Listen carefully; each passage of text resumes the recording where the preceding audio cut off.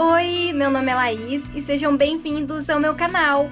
No vídeo de hoje vou fazer um review do tênis da marca Adidas, modelo X PLR Pulse Unissex na cor branca. Então venha conferir.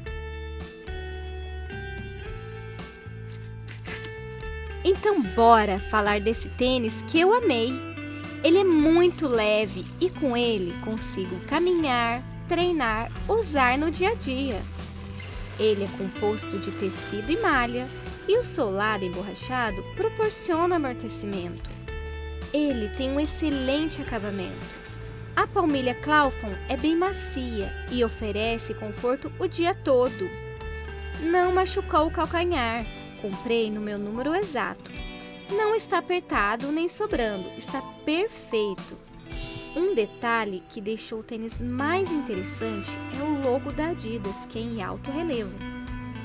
Esse design do tênis sem cadarço deixa-o mais minimalista, em um estilo mais clean, além de ser mais prático na hora de calçar.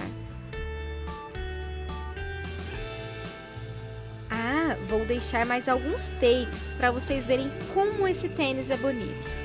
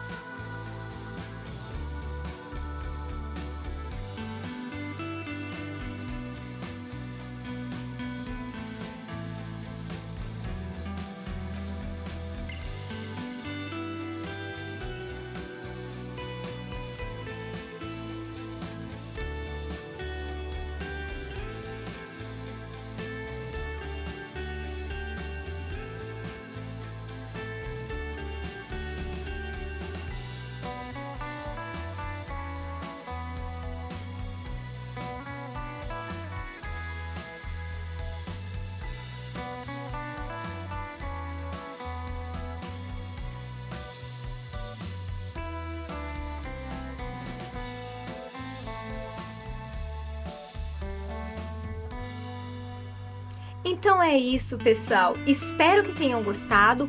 E antes de encerrar esse vídeo, quero te convidar a se inscrever no meu canal, deixar um like, pois me ajuda muito.